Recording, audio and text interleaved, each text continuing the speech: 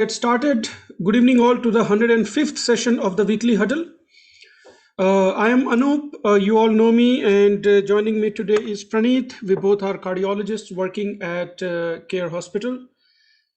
We will start our session today with a very thin audience, but I hope that we will be able to participate in today's discussion. You must have got the topic for today's discussion, which is very, I would say, too generic to be even given a thought about. But in the realm of cardiovascular practice, I think physical activity, exercise, and all of them, they have a very, very pertinent role to play. In fact, most of my seniors would remember, we just read about it, but I'm pretty sure the seniors have actually experienced it firsthand, that what started with optimal physical activity to maintain good health actually is now the old dogma. Now the current practice or current belief is not only physical activity helps you stay healthy, but it actually helps you fine tune your current illness and maybe even have a prognostic marker going forward. So, physical activity, independent of the medical therapy, independent of the interventions, they have been shown to be beneficial. And I'm pretty sure all of us, we participate in our patient discussion where we discuss with them about the roles of physical activity and whatnot. I think that part is not confusing to the doctors. The part that is confusing to the doctors, and this is where, and I'm assuming it is confusing because it is confusing to me, and I'm hoping at least there are few doctors who share my thought process. So, the part that is confusing is how to prescribe. What is a correct prescription? Is there a dose for it? We all know drugs have a dose, whatever we do. Intervention have a kind of a dose.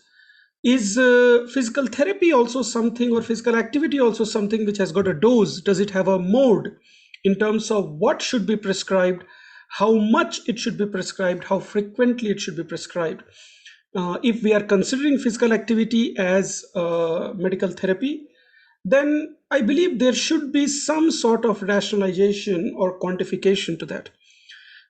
Adding to that, there are other form of physical activities like yoga, which there is some thought process that yoga may actually have an independent benefit, positive impact on cardiovascular health over and above what the physical activity part of yoga would add to. We all know that yoga is a very mild form of exercise, and it really cannot be construed as an aerobic exercise, which is what we prescribe to our patients. So if you take yoga just as a mode of exercise, then definitely it is not adding too much to the kind of exercise that we are talking about. But the thought process is that yoga by itself may have some direct positive impact through mechanisms which may not be well understood, whether it is a hormonal mechanism, whether it is a neurological mechanism. That part is difficult to understand. So that is what I'm trying to get the discussion out of my attendees today in terms of how they see physical therapy or physical activity in their patients. So the case for today is a 62-year-old male. He has a long-standing diabetes and hypertension, established coronary artery disease. He underwent bypass surgery around 15 years back. He did undergo two vessel angioplasty around 3 years back. His LV ejection fraction is maintained at around 35 to 40%. He is seeing me in the OPD for the first time to establish care. In his current state, he has NYHA functional class 2 symptoms. He does not have any active complaints. He says, I'm feeling fine. I just came here for a routine checkup because his previous cardiologist, he moved, and this patient does not want to travel that far. So I'm seeing this patient for the first time. He's on usual heart failure medications. He's on usual diabetes medications. His routine labs are okay. Everything else seems to be reasonably all right. We did discuss about usual stuff like vaccinations and all this. And then I brought up the topic of physical activity. So He tells me he's a retired insurance employee. He spends most of his time at home. He has his kid who is married. He has a grandkid whom he spends some time with, but he's not very physically active. He occasionally steps out of his house to run errands, just buying smaller items for the house. He does do yoga for about 25 to 30 minutes daily in the morning, which can be construed as his only physical activity other than whatever normal activities of daily living that he does. So with this, I started discussing about the role of physical activity in this patient, particularly the role that yoga would play. Is the 30 minutes yoga that he's doing daily, can that be considered sufficient or more than sufficient, I would say, for maintaining an optimal cardiovascular health? So the topic for discussion is what should be the mode of exercise that we should be prescribing to such patients? What should be the ideal duration for it? Uh, does that prescription require some sort of tailoring as per the patient, as per the illness? Is the exercise regimen different for patient with normal ejection fraction versus those for reduced ejection fraction? Is it different for a person who is 40 years of age versus somebody who is 62 years of age? Is there a role of supervised exercise regimen in these kind of otherwise stable patients? Can we suggest them some kind of tools, like do these patients need to have a treadmill or elliptical machine at home? Do they need to use resistance bands of some sorts? What kind of tools that we think these patients should use, or we think just a plain old simple physical activity is good enough? And then the question which I brought the discussion with, can yoga replace other form of exercises in these patient subset? Is it additive? Is it complementary? Is it supplementary? Or can we consider yoga as something which is a promoter of good health, but we need to go beyond yoga in patients who have established heart condition? So with this background, I am going to get started with my discussion. I'll ask my co-host Praneeth to give his initial impression, and then I will ask opinion from rest of the attendees. Praneeth, you can take it up. Yeah, good evening, everyone. So yesterday we celebrated the International Yoga Day. So that was the whole concept of this case that has been brought up when myself and Anoop were discussing. Now, regarding this case, the way I look at it is that physical activity or exercise in general, irrespective of having any disease, everybody should be engaged in some form of physical activity. For an healthy adult to kind of keep himself healthy, the WHO recommends 150 minutes a week of moderate intensity activity. And this moderate intensity activity of 150 minutes in a week can be spread out in either way. You can work out 3 days a week, or you can do 5 days a week, or you can do 1 week, 1 week completely and spread out so that totally 150 minutes can be done. Now, moderate intensity activity is something like you are doing something more than um, what is a daily chore. I know it. We have a lot of these things based on the METs that we understand. So anything which is 5 to 7 METs is considered to be moderate intensity activity, and there are a lot of activities which come into this picture in where daily chores like sweeping the floor, washing clothes, or raking the garden, etc., can be included into the yeah, or can be considered as this moderate intensity activity.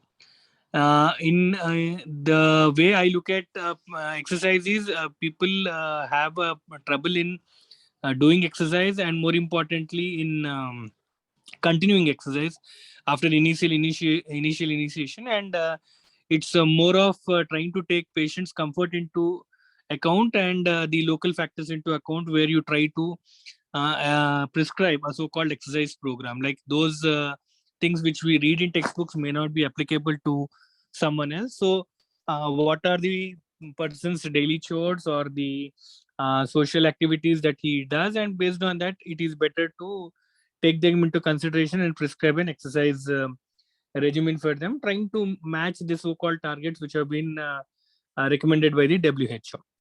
Any form of physical activity is good, and the way I tell my patients is any form of physical activity is good, that you need not do only walking or jogging. and dancing to the music, skipping, going to gym, playing some sport like shuttlecock, etc. Everything is constitutes a physical activity. So you try to take a physical activity which you tend to enjoy, rather than it should does not look like this is something that I should do, versus while you are enjoying, the chances of continuing it for a longer term and equally making it as a new habit is something that I encourage my patients to do. Now, yoga is one form of physical activity which kind of is separate from other form of physical activity. With whatever understanding that I have, I'm open to get corrected. But it is one form of exercise where it kind of connects mind and body. If yoga is done correctly, all the asanas that is being done are in relation or in sync with the respiration. So each and every asana that you do should correlate or sync with the respiration. And when you're actually doing with syncing with respiration, it is some form of a meditation. And while we are not only doing physically, we are not only healing, but equally mentally, we are doing. So both being mindful and physically being together. That is where, in my opinion, yoga stands out in comparison to other forms of physical activity. And because patient is being mindful, and because equally he is mentally being made strong, so to speak, the overall perspective in terms of positive attitude or other aspects of these mental awareness or mental health equally probably impacts onto the overall health of this patient. So that is where probably yoga stands apart from other forms of physical activity, in my opinion. Now, how do we prescribe the exercise prescription? I always ask them to start slow, listen to the body, and whatever your body is allowing you to do, you do it.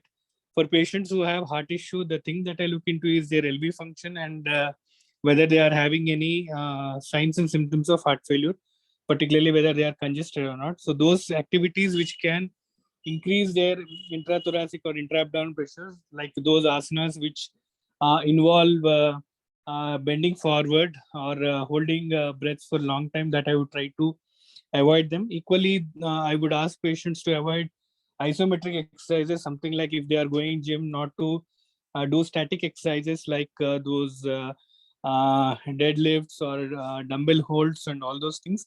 Aerobic exercises are encouraged. And from yoga also, those light exercises or asanas which does not involve too much of bending forward or raising their legs for a longer time. So these are the few things which I tell my patients. But in general, every patient, be it healthy or having some issues, should be encouraged activity, and more so the compliance will be better once they have some disease, so that the intention or that incentive to get healthy is there. So all those patients should be encouraged, and any form of physical activity that they can adhere to for longer time should be encouraged, and we should not be restricted to one form of therapy. These are my thoughts, Anup. So, Praneeth, few questions for you before I move on with my discussion. So, as I listened to you, you mentioned about METs or metabolic equivalent. The problem with METs is that whenever I open up either a textbook or I look online about what should be my activity which I can correlate with a metabolic equivalent, most of those activities, they are very difficult to judge in an Indian population. You mentioned raking the garden. I don't know if a random Joe in India rakes his garden. That is very unusual. We talk about washing your car or cleaning your driveway or shoving your snow. All these things, they are a very they're significant Western construct which are not applicable in the Indian context. Is there a way, is there like a flow chart, or is there something online where I can look at from the Indian perspective what activities constitute what kind of metabolic equivalent? Do you know something like that exist? Not precisely, Anup. So that is where you try to kind of make your own calculation and tell them. Like few of those patients, like I can give my example of staying in an independent house and you have a kind of a compound wall where you can kind of sweep it, right? That because of the dry leaves or dust or whatever, and if that is being done, that kind of constitutes where there is some amount of bending forward and there is movement of the arms while you are sweeping the floor. So that to a certain extent constitutes an uh, the moderate intensity. And like floor mopping, for example, floor mopping is again because of the heavy mop, there is some amount of resistance that we are putting to our arms and while we are moving. So it kind of can constitute. Again, how precise I am, I'm not sure, but these are few things which I add up, which can be your daily chores, which you are already doing, but you haven't done because of various reasons. And if you can resume them back, we can kind of look into it. So that is how I talk to my patients on what constitutes or how where do they stay, and I try to do a blind guess onto including them as the so-called prescription for the exercise. Then my next question to you is, and this is just for the clarification, you mentioned that you don't want your heart failure patients to do breath hold exercises and you don't want them to do isometric exercises. Just for the sake of completion, can you please give your rationale why low EF patients should not do these two activities? Like any shifts in volume or any shifts in your alterations in the preload or afterload for these patients, because of the changes, the heart may not be in a position to adapt to these hemodynamic changes. So I do not want to create a situation which can alter these loading parameters to the heart and can precipitate a decompensation. So that is where I ask them to go slow and gradually uptitrate their exercise capacity. Perfect. Thank you, Praneeth. I will move on. I will ask Shankar sir to give his thoughts about today's discussion. Sir, I'm looking particularly for the cheat sheet, I must say, or the Indian way of explaining our patients how to quantify their physical activity. What do you prescribe to your patients? And also your opinion about yoga replacing the physical activity or complementing physical activity. Shankar sir. Good evening to all. This is a little a complicated topic for me, but I will try my level best, because what I do in my clinical practice, I would like to discuss with the seniors. So, as everybody knows, Dr. Praneeth also alluded to, the beneficial effects of exercise are there. If there is a physical inactivity, sedentary behavior, it will be associated with many poor health outcomes. But moderate or even high intensity or vigorous exercise is associated with several beneficial health outcomes, including apart from the coronary heart disease, improves bone health. It decreases the risk of obesity, stroke, and certain types of cancer also, and all-cause mortality. The beneficial effects are there. But in spite of these beneficial effects, some amount of potential risks also they are associated with exercise, like musculoskeletal injury, arrhythmias, and sudden cardiac arrest also will be noted during exercise, and myocardial infarction. So, but however, the benefits of exercise outweigh the potential risks of exercise. That's why we recommend exercise. But according to, when I gone through the literature, the American Heart Association, it has given a scientific statement. It is published.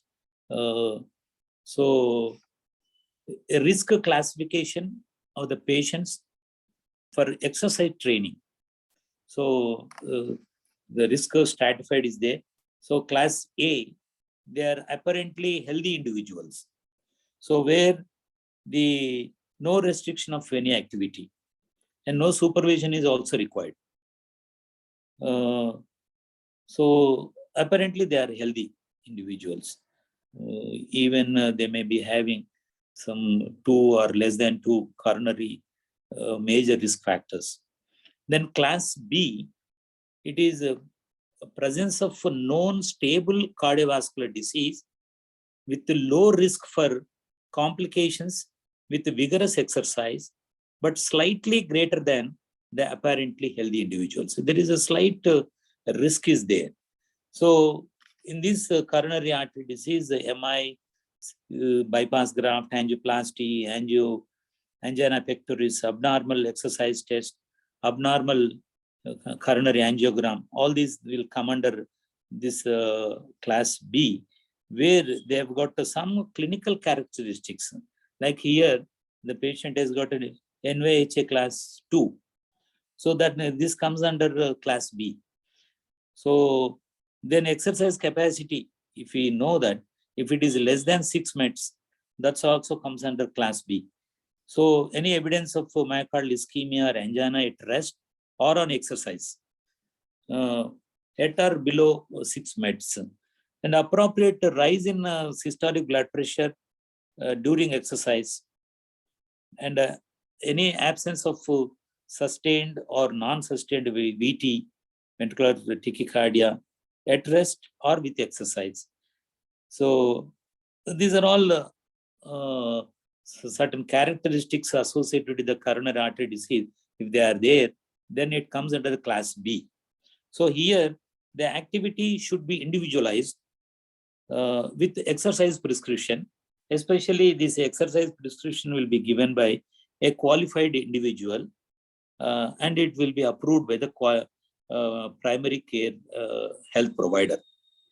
So if we go through the complete published statement of this AHA, what is the exercise prescription for this class B will be known. So I will try my level best to get it, the complete statement of this American Heart Association. Then class C, those at moderate to high risk for cardiac complications during exercise are unable to self-regulate activity or to understand a recommended activity level. So these are patients come under class C. So here the coronary artery disease where the NYHA class 3 or 4 will be there.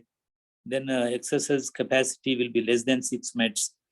And angina or ischemia. If there is any ST depression at a workload of 6 meds, so the systolic blood pressure below the resting levels, all these come under this class C.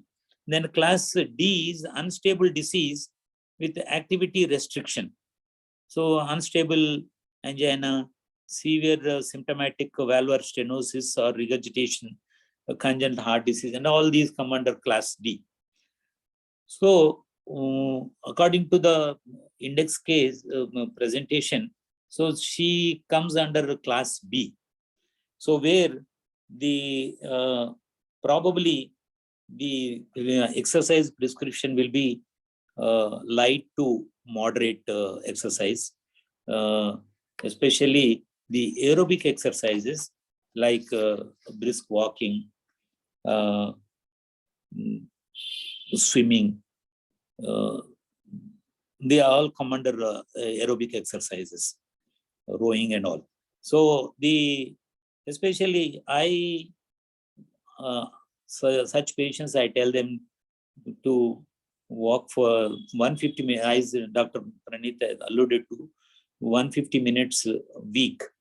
So it can be spread over 3 days or 5 days, likewise. So 150 minutes per week, this aerobic exercise in the form of brisk walking, I prescribe. That is good for health. Then if a patient is capable of doing resistance exercise like sit-ups or stand push-ups or weighting small weights, so I encourage them for at least 2 days in a week for the muscle building. So this is regarding this case where the aerobic exercises and with a cautious and guarded this resistance exercise in this case. So this is regarding the the rehabilitation program or graduated or graded exercise program, home-based or center-based under a trained trainer, under guidance of a trainer. So, but this may not be sometimes, may not be possible. But I, for the past few years, I've been recommending these patients yoga. Yoga, yesterday we celebrated International Yoga Day, 21st June. So yoga, it is a eightfold path of yoga. There are 8 footsteps are there, Ashtanga Yoga. So in that yama, niyama, asanas, pranayama, pratyahara, dharana, dhyana, and samadhi. These are 8 components of this Ashtanga Yoga. And the yama means some do's and don'ts are there before we practice yoga. So ahimsa, that is a non-violence, satya is a truthfulness, asteya means a non-stealing, and brahmacharya, that is a self-control, and aparigraha, that is the non-greed. And the niyama, they contain shaucha, that is a purity, santosha, that is a contentment, tapa, that is a fortitude, and swadhyaya, self-study, and ishvara pranidhana, that is a surrender to the will of God. These are yama and niyama, do's and don'ts.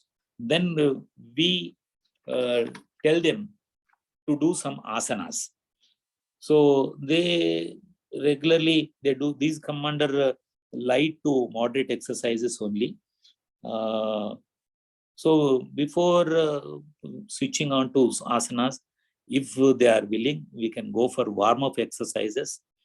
So they are otherwise known as Sukshma Vyayama or Druta Vyayama in yoga. So then what are the asanas? Because if you go through the papers of Dr. Nagaratna and Dr. Vishwanath from Vivekananda Yoga Kendra from Bengaluru, they have internationally fame regarding this yogic therapy internationally. They've got a very good name and fame. So they have given some guidelines regarding this. What are the asanas? Because they did many even research also what asanas will be beneficial in this heart disease patients, not only in the prevention but also in the management of heart disease. So further progression of the heart disease. So what are the asanas? The Pavana Muktasana. So unless these all we should keep our yoga books in front of us, or we should have a yoga guru before we resort to these yogic therapy. Because what is Pavana Muktasana? What is 1 and 2 of Pavana Muktasana? These are all descriptions are given in many books like Praveen Kapadia. This is a very good book, Sarla Yoga. Then Vajrasan. Everybody knows it, I think, Vajrasan. Then Janu Sirsasana. They're stretching while sitting, stretching the legs, and we should touch the head to the kneecap. That is the Janu Sirsasana. Then Padahastasana. Then Baddha Padmasana. Padmasana, everybody knows, Baddha Padmasana. Then ultimately Shavasana. These are the asanas we recommend to the patients of heart disease. There are these for different diseases, these asanas are recommended. But in case of cardiovascular disease, patient we encounter, we recommend Pavanamuktasana, Vajrasana, and Janusirsasana, Adahastasana, and Baddha Padmasana, Shavasana. Then pranayama. The pranayama is, everybody knows about it. It's a rhythmic breathing where the Nadi Shuddha pranayama, that is Anloma Viloma, closing one nostril and take breathing and let out through the other nostril. So, Chandra Vedi and Surya Vedi are there. So Anuloma Viloma, otherwise known as the Nadi Shuddha pranayama, or in Nadi Shodhana pranayama. Then Ujjayi, another pranayama. Then Brahmari. These are all pranayama components of a pranayama. So we recommend these. But especially the Kapalabhati, what forcible expiration and forceful inspiration and expiration, the Kapalabhati and Bhastrika, these are supposed to be avoided in the heart patients. Kapalabhati and Bhastrika. But what are recommended is the Nadi Shuddha Pranayama, Ujjayi and Brahmari. Then the very important, which is Yoga Nidra. Yoga Nidra is otherwise what we practice is a Shavasana. Just like pose of a dead body, the corpse pose, what is otherwise known as a Shavasana. This is a very good asana. It is, we get to see within a few minutes, within minutes we'll get sleep. We get asleep. So this is Yoga Nidra. So some kriyas are also there in yoga. They are Jalaneti. Jalaneti is prescribed in heart patients. And Dhyanam, that is a meditation. The meditation was so many, every different spiritual societies, they follow different things, but ultimately the meditation, the concept is it increases the oxygen carrying capacity, it reduces the basal metabolic rate, it increases the peripheral blood flow, it decreases the oxygen consumption and decreases the carbon dioxide production, and lactic acidosis, lactic acid levels also will be reduced, and reduces the heart rate, significantly reduced the heart rate, and the respiratory rate is also reduced from 18 to 12 per minute, and BP, systolic blood pressure and diastolic blood pressure, both are reduced to an extent of 8 millimeter of mercury and 6 millimeter of mercury respectively. So see, this pranayama makes the anxious patient, those who has got fear of heart disease and all, they may make them cool and calm and tranquil. So the meditation, it plays a pivotal role in heart disease patients because of these benefits. So with this, I alternatively prescribe, apart from these aerobic exercises like walking, simple walking for 30 minutes a day, along with, if the time permits them, they can go for these asanas and meditation and this pranayama. Definitely that will help, because many research publications are there in the literature that yoga, once upon a time, it was thought to be a placebo therapy, but now more than Indians, the Westerners, they are following this yoga and getting benefited and get rid of these non-communicable diseases like blood pressure, hypertension, the diabetes and heart disease. Thank you, one and all. Thank you, Shankar sir. And if I may request you that if you could share the AHA document and also the initial research that you were mentioning about the yoga, if you could share it on our WhatsApp group so that we can go through it. Okay. I will move on with my discussion. I'll invite Dr. Vijay. Vijay sir is here. He has been in on our platform multiple times before.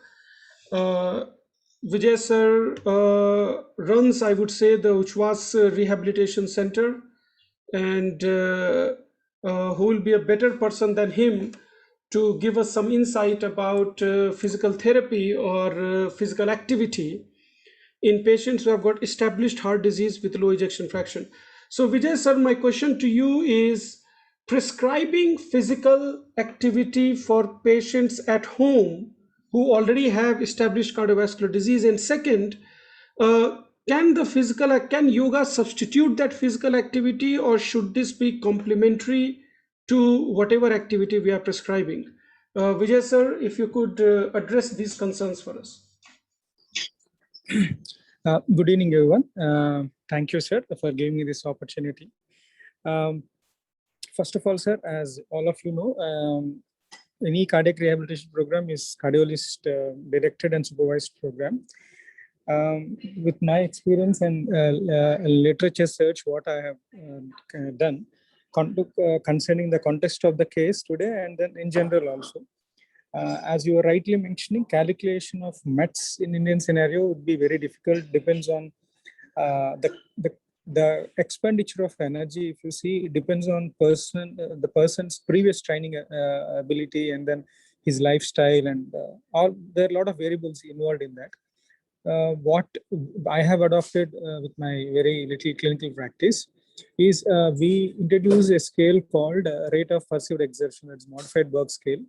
We rate the exertional scenario or the fatigue scenario with using this modified Berg scale rate of perceived exertion. We'll train the patient while in OPD or while discharge how to use this rate of perceived exertion when he's doing an activity. For example, if 55-year-old male having some kind of exertion, mopping a floor or doing some exercise activity may not be same with this other same age group and other patient. So we don't go in any generic form prescribing exercises. We usually establish this RP scale, introduce this RP scale first, and then ask them to use frequently whenever they're choosing to do any exercise, or whenever they're choosing to do any activity. Based on this exertion, they themselves will understand, are they exerting themselves, creating additional load of work on the heart. This is one criteria we usually follow. And with the literature search, what I have found a systemic review and RCT mentioning that based on the ejection fraction, they have divided into 3 groups actually. Group 1 is between all these ages, the population taken between 50 to 65 years old, all are there are more males and females also. The initial group between 50 to 55 years of age with a history of heart disease more than 8 years, and they're clinically stable, are recommended to follow 3 days initially 3 days a week exercise aerobic training.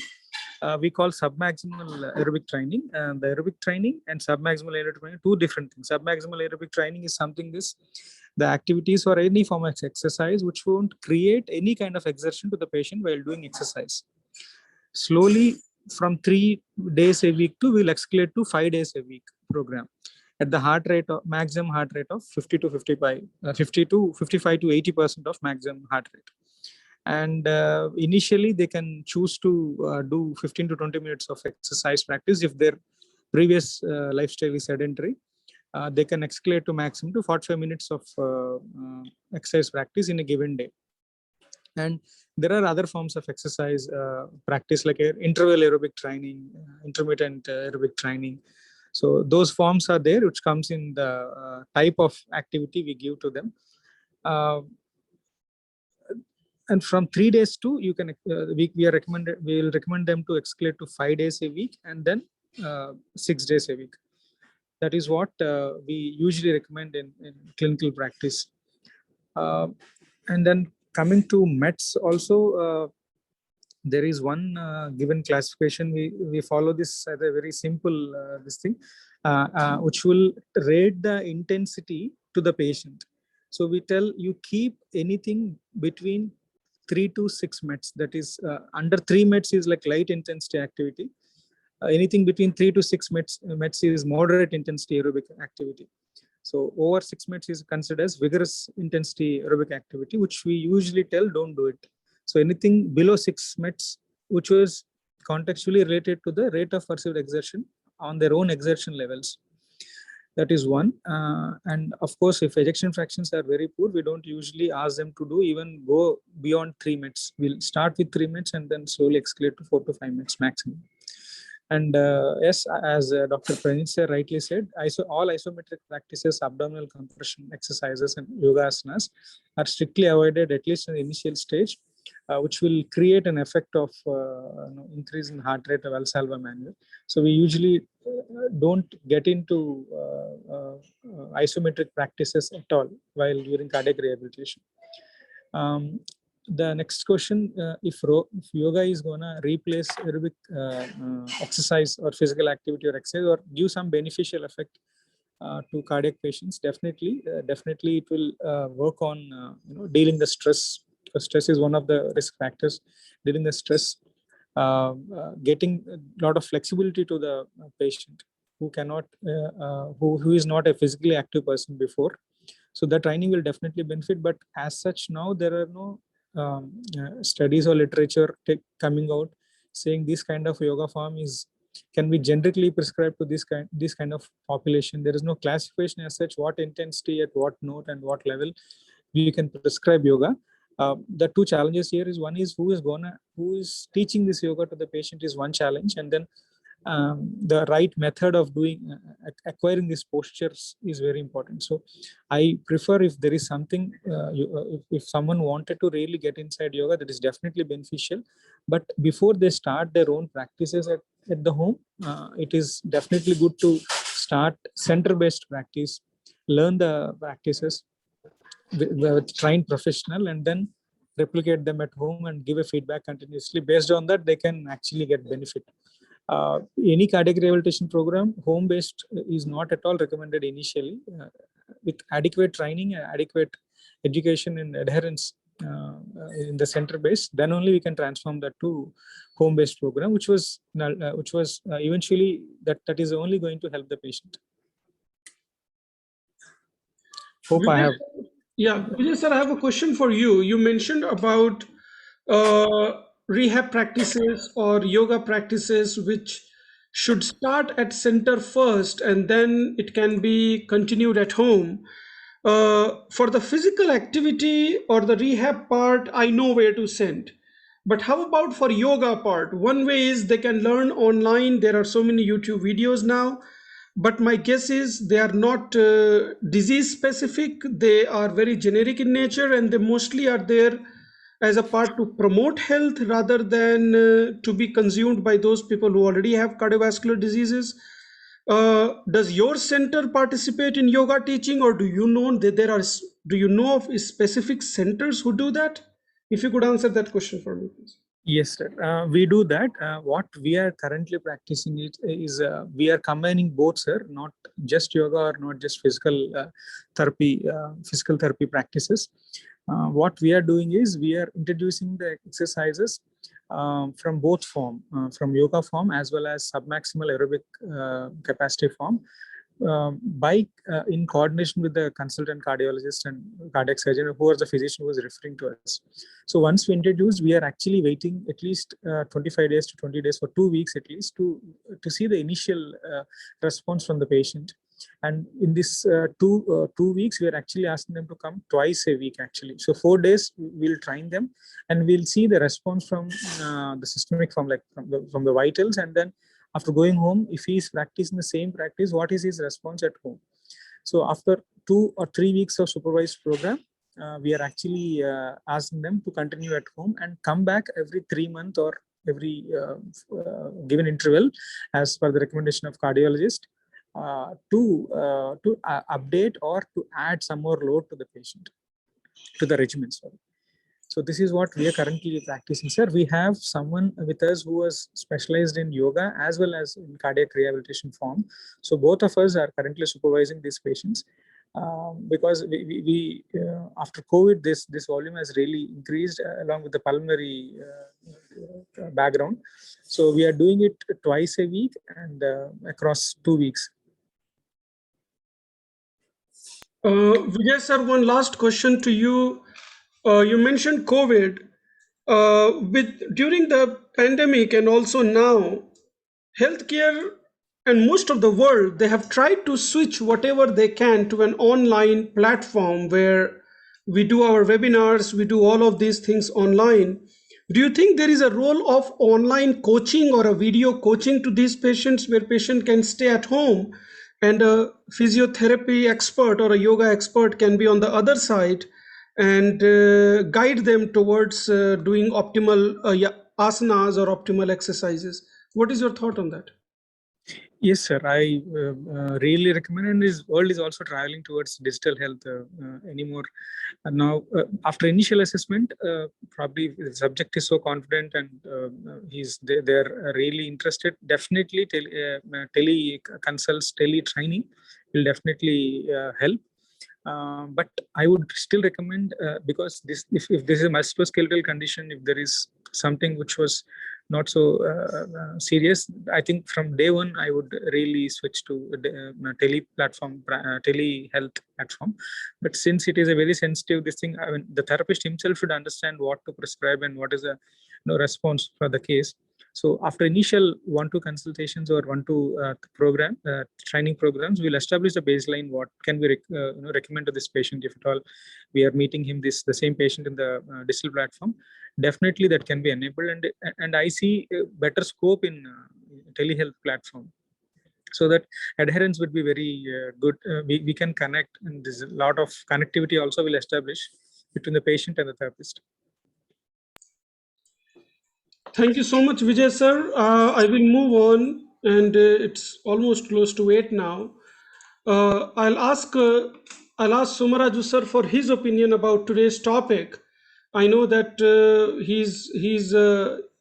Dr. Somaraju sir is a proponent of putting yoga in the rehabilitation program. Sir, in these kind of chronic cases, not particularly acute rehabilitation, but chronic rehabilitation or patients who are otherwise stable, what do you prescribe to your patients in terms of physical therapy, and where do you fit yoga into this? Somaraju sir. Thank you, Anoop, and most of the issues are already covered. Just wanted to make out a few issues. Number one, we should not confuse physical activity with formal exercise. Those two things are different. If anyone wants elaboration, I'll elaborate, otherwise leave it there. Most of you probably understand what is physical activity versus formal exercise. So physical activity, if anyone has any doubts, I'll address it at the end. And secondly, physically to be active without in your total day and in your area of work or activity, and not to be sitting from morning to evening on a computer or a chair and not to be moving about.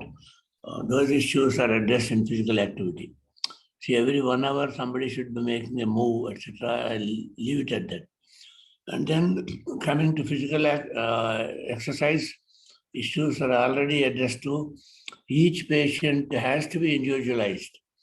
Ejection fraction is only one component of it. But the ejection fraction doesn't always tell you what degree of exercise is appropriate for this patient in every patient.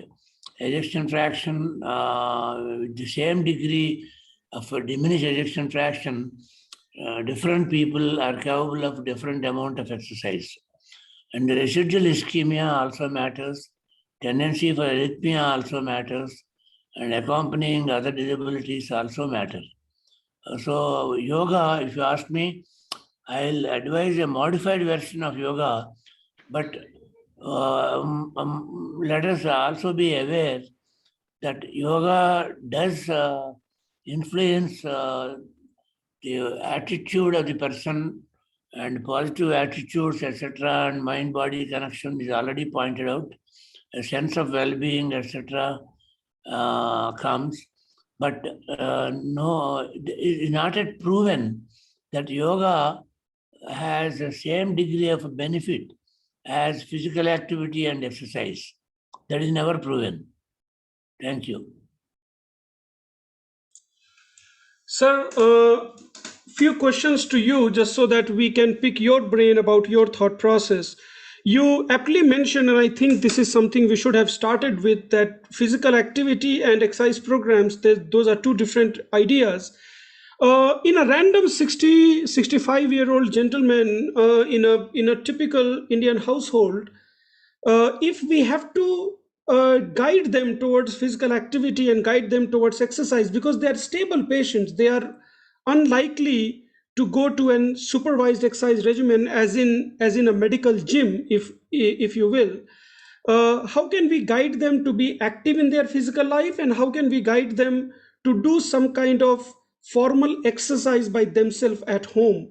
How do you tell? One thing you mentioned, that every hour we can move around. That I think is a very neat trick. Anything else that you suggest to these patients about physical activity and about exercise? Coming on to physical activity, not to be sitting or not on a computer or on your desk continuously for 1 hour. Every 1 hour, people should make a move around and move about. That's one. And secondly, when you are working in an institution like many of us, try not to use the lift, and also advise them the same thing. Then if you have to talk to one of your colleagues, you go to them and don't call them on cell phone, and go and talk to them. Don't give emails, etc. in same campus. So then they build in that type of activity. So that comes by habit. We have seen, we worked in the outpatient together, and we see patients by moving about rather than sitting in one room. There is one way of learning to even cardiologists keeping their physical activity intact. And same thing applies to patients, whatever they do. And in a patient who, say, has surgical revascularization or medical revascularization, there is no residual ischemia, they should be advised to go through this exercise program gradually, and the strength exercises have to be emphasized. That's we didn't talk about it much, but we have to talk about strength exercises. Strength exercises have more benefits than any other form of exercise, but that has to be individualized for each of our patients. And otherwise, well patient with a good LV function and no ischemia, or ischemia is taken care of, strength exercises involving all the muscles by rotation, at least 3 days in a week. And this can be done at home. They don't have to go to gym. And that will be enough for around 20 minutes a day. 3 days a week is enough, actually. And they should rotate through. Thank you. And sir, one last question to you. You mentioned about residual ischemia. In all of these patients, if you see them for the first time who had revascularization done previously, who do not have any active symptoms, do you advocate doing some sort of stress testing before you ask them to embark upon this kind of exercise program, or you directly go by symptoms alone? What is your practice, sir? We do. We most of the time we ask them to do an exercise test of some kind with medication. We don't stop the medication. Along with medication, we do. Thank you so much, sir. And I do want to reiterate, I can't recollect the data where I read from, but a few years ago, I did read this data set talking about strength exercises versus aerobic exercises in seniors who have established cardiovascular disease. And if you take those patients out who have got active cardiac illness that needs intervention, if you take those patients out, then for most of these patients, the shift from a complete aerobic exercise regimen to a aerobic plus muscle strength or strength building exercises, there has been advocacy towards making that shift, where we think that actually this so-called bodybuilding may be medically more useful to our seniors than to young adults. In my routine practice, I have embarked upon asking each of my stable patients to use resistance bands or to use usual weights at home, like those half kg or 1 kg packets, to invest some time in strength building. What my belief is that these resistance bands, it is highly unlikely for you to overdo or kind of injure, because we know that these patients who are in their late 50s, 60s, and 70s, with a fragile bone and fragile muscles, it's very easy for them to get injured. So this using resistance bands, using your own body as counterweight, it is highly unlikely that they will injure themselves other than the band snaps, which can hurt momentarily. This is something which I have embarked upon in my clinical practice in stable patients, along with the aerobic exercises that I prescribe. So thank you so much, Raju sir, for bringing that up. Just one thing I have to add here. Yes, sir. Continuing on what you said, beyond 30, 35 years, sarcopenia starts. The best way to prevent sarcopenia is strength exercises. Right. I think To that, the body. yeah, I think that sarcopenia is definitely one altogether a different topic. There has been innumerable research about it, that we can discuss at some point. Vijay sir, really quick, what is your thought process in terms of strength building exercises in elderly at home, so that we prevent injury? Like, what are the tips and tricks you can tell to your patients? Vijay sir, I hope you heard my question. Yeah, sorry. Strength, that's what always start with low intensity training and slowly escalate. And then very important thing is testing the patient or assessing the patient before starting any regimen would definitely give a beneficial effect. And then that will prevent further injury in future. That also creates a positive mindset to the patient. If there is an injury, he may not be able to, and he will have that inhibition. So I would definitely recommend to start with the low intensity, low grade exercise practices and slowly escalate to the moderate and high. High intensity is never a case with the cardiac patient. And what is your thought process on using resistance bands at home, like as a starting exercise without supervision? Sir, as I said, resistant bands or they're definitely helpful. But the thing is, like initial training with the patient, and then they are taking that same training at home will be definitely beneficial. But the resistance bands using on the larger muscle groups, the larger muscles will have a beneficial effects better than a smaller using on a smaller muscle groups. Definitely, it is recommended. Perfect. Thank you, Vijay sir. It is 8:03. If anybody has got any other questions, maybe we can take that. Any question, any thoughts about today's discussion? And while you gather your thoughts, I will ask Praneeth to give his closing comments about today's discussion. Yeah, no, an interesting discussion that we had. I think thanks to Shankar sir, who kind of gave an insight on yoga, a detailed overview of yoga and its various components and how to do and its beneficial effects onto the health, giving it a scientific twist to the thing rather than telling that it is beneficial. He actually looked into the individual components, so that was educative. Thanks to Vijay, who is joining all the way from New York, and his way on his perspective on how to actually implement. It's glad to know that these rehab centers do incorporate all the various form of therapies, and I think if this can be made more routine to most of the patients, I think it goes a long way. And the importance of strength training, not just assessing only on an exercise per se, but focusing on strength training where we are actually building up the lean muscle mass, and which helps in overall strength and stability for a given patient, and additively it adds to the overall health benefits. I think that point being brought up by Somraju sir was equally valid.